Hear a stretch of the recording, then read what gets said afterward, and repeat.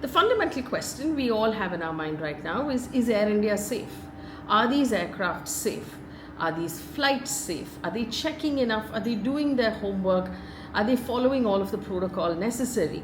Now, until we know what really happened with that aircraft that went down last week, we don't know really who is at fault. But in the meantime, there are two very important reports that have come out, one in Reuters and one in the Economic Times or the Times of India, about the fact that in the past, Air India has not followed all safety protocol. And these are two extremely important reports to now consider. Now, the first report, which came out on the 20th of June, is exclusive to Reuters, and it basically says the DGCA, which is the Director General of Civil Aviation in India, which is the regulator for India. Sort of like an RBI is for banks, the DGCA is for airlines. So the DGCA had actually rapped Air India on the knuckles for breaching safety rules. Now, according to that Reuters report, the DGCA had warned Air India that it was not following safety rules on 3 different Airbus planes that flew in spite of the fact that their safety checks were overdue. So without doing the proper checks on its equipment, it had actually flown, and it was being slow to address the issue, and government documents were actually showing this. So DGCA and Airbus have not reported to Reuters queries on this report, but warning notices have been apparently looked at by Reuters, and they're saying very clearly that this has nothing to do with the Boeing 787 that had gone down, but this is an Airbus issue, but all Air India. So there are 3 instances that have been quoted in this particular report. The first one, where they talk about the DGCA found that the inspection of the Airbus A320 jet was delayed for more than 1 month. It was carried out on May 15th. The air navigation radar data shows that during this delay, the plane actually flew to international destinations like Dubai, Riyadh and Jeddah without doing a proper check. In the second instance, it says an Airbus A319 was used on domestic routes. It showed that the safety checks were 3 months overdue.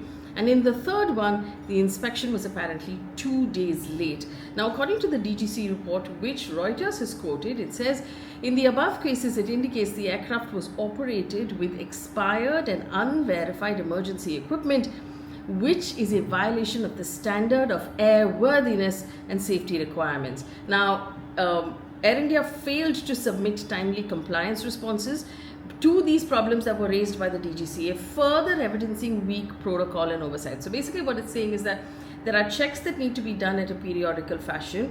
They were not done. They were late in 3 different cases, one by 2 days, one by 3 months, and the other one by a whole month, and the aircraft was flying in spite of those safety checks not being done. And even after this matter was raised by the regulator with Air India did not address the problems, which actually, according to the regulator, according to DGCA, it shows evidence of weak protocol control and oversight, and that is a problem for us as customers. Now, Air India has said in a statement that it was accelerating the verification of maintenance records, including the dates of the escape slides, and would complete the process in coming days. So the escape slide is effectively that inflatable slide that comes down when the emergency exit is opened. Now, in one of the cases, Air India said the issue came to light when an engineer from the Air India Engineering Services inadvertently deployed the escape slide during maintenance. Checks on escape slides are a very serious issue, and in case of accident, if they don't open, they would lead to injuries, said Vibhuti Singh, a former legal expert at the government's Aircraft Accident Investigation Bureau, so AAIB, the guys who actually investigate, and they are investigating this current air crash as well. The DGCA has been very tough though. In its report, it has said the certificates of airworthiness of an aircraft that miss mandatory checks will be suspended, or they're deemed suspended. So effectively, if you've not done checks, you cannot fly this aircraft. Warning notices and a report was sent by one Animesh Garg, who is the Deputy Director of Airworthiness for the Indian government, to Air India, the CEO Campbell Wilson, as well as the airline's continuing airworthiness manager, quality manager, head of planning, according to the documents that Reuters has reviewed. The Indian aviation lawyer has said such breaches typically attract a fine on both the individual executives and the airline. Now, the regulator, like it happens overseas also, has often fined airlines for compliance lapses.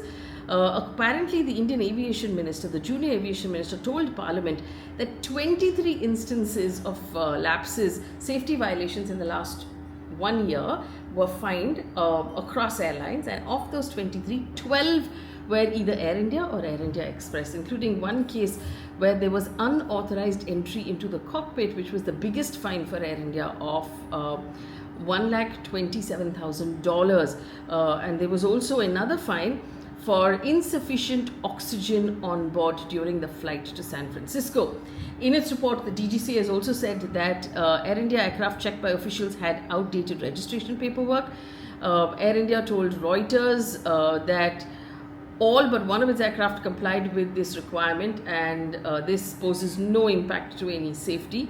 The DGCA investigation report also pulled up the airline for what it described as inadequate internal oversight, which basically, this is what it said: despite prior notifications and identified deficiencies, the organization's internal quality and planning departments have failed to implement effective corrective action, indicating systemic control failure. So basically what the report is saying, that there have been a series of issues. The government has pointed it out and written the warnings to Air India, but they, in spite of that, have not done what was necessary, and that is the troubling report that's come out in Reuters. Now, moving on to the report that's come out in the Times of India, which basically says that there were two whistleblowers who were senior Air India flight attendants who in a letter have alleged that there was a technical problem with a Boeing 787 Dreamliner. Remember, Ahmedabad crash was a Boeing 787 Dreamliner. Apparently, this was flagged by them to the airline a year before last week's crash. This is according to a Times of India report. The airline, however, has refuted these claims of these whistleblower letters. The two attendants have apparently now written to the Prime Minister claiming that they were fired. They were terminated from service of the airline because they refused to change their statement about that technical problem in the Boeing 787 door last year, as per this report. So these are the two big, for me, from my point of view, worrying reports that have come out, one in Reuters and one in Times of India. Let's look at the other issues that Air India is currently facing. As of today, which is the 20th of June, today alone, Air India has cancelled 8 flights, including 4 international flights, because of maintenance and operational issues. The international flights, Dubai, Chennai, Dubai, Melbourne, Melbourne, Delhi, Dubai, Hyderabad have been cancelled today. Pune, Delhi, Ahmedabad, Delhi, Hyderabad, Mumbai, Chennai, Mumbai have been cancelled as well. Now, it has cut on its scheduled flights. Air India has cut 38 international flights per week in order to reduce the use of its wide-body planes by 15%.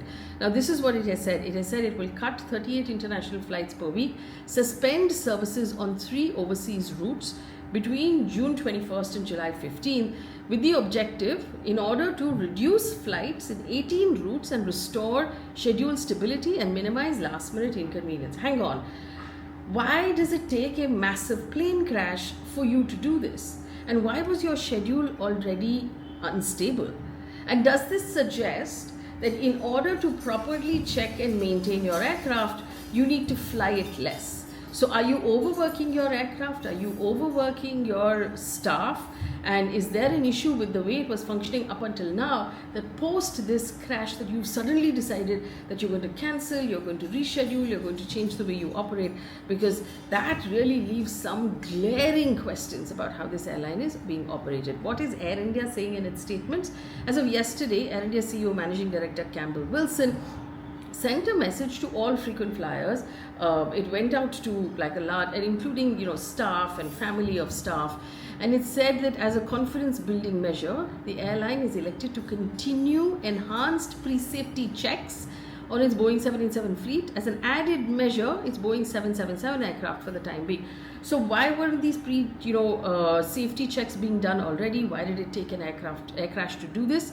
Given the time these additional checks will consume and potential impact on schedules, they have decided to reduce the use of wide-body flights by 15%. So effectively what they're saying is we're going to do more checks, and because more checks take more time, we're reducing the use of these aircrafts, and it really raises an eyebrow as to why this was not already being done. Now, because of the kind of cancellations that Air India is witnessing after the air crash, DGCA has also now reviewing all of these concerns and their maintenance related issues.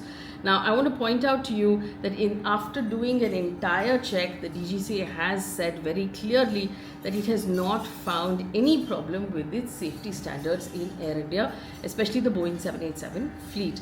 Now, to address the maintenance related issues, the DGCA issued directions to Air India, and it said, and I'm reading here, the airline is advised to strengthen its internal coordination across engineering operations, ground handling, and ensure availability of adequate spares to mitigate passenger delays resulting in issues and strictly adhere to regulations. I want to remind you that between Air India and Air India Express, they operate 1,000 flights per day. The regulator has recommended implementing a more systematic real-time defect reporting mechanism in order to basically streamline its entire operations. But it's odd that we are having these conversations after 240 people have lost, 41 people have lost their lives. Plus, I mean, there's no real account of the people who've lost their lives on the ground, who were just minding their own business when this aircraft fell on their heads and killed them, right? 40 people who were not on that flight, who have also died, whose lives are also accountable. Their families also deserve accountability. So now that we're getting all of these reports of warnings that were ignored, whistleblowers that were silenced, a system that was not prioritizing safety, it really draws a question. Now, everybody assumed that when the Tatas took over Air India, that it would revive Air India, that the private sector would suddenly clean it up, sort of give it a shine and a spit and polish, and it would be up to scratch, what we were experiencing with Vistara, for example.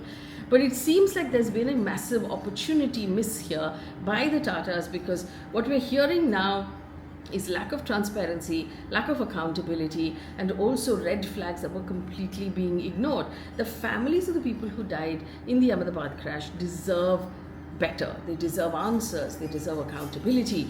And in this particular case, since the government announced that, there will be an investigation and we'll tell you what it says 3 months from now, there's just radio silence after that. There aren't enough updates coming in from government, from the DGCA, from the airline as to the status of this investigation, because people have lost a great deal. The people who had family members on that aircraft will never be the same again. And for everyone else in the country, we've lost confidence. And this is a time when the management of that airline needs to be speaking more, because their comments right now have been really boilerplate. They've not been special. They've not been specific.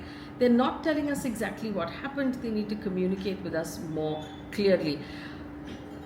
There needs to be more accountability. We need to ask more questions, and we need to make sure that this is an issue that doesn't slip out of public memory. Let me know in the comment section what you want to know. If you could ask Air India a question today, what would that question be? What answers do you believe you deserve from that airline?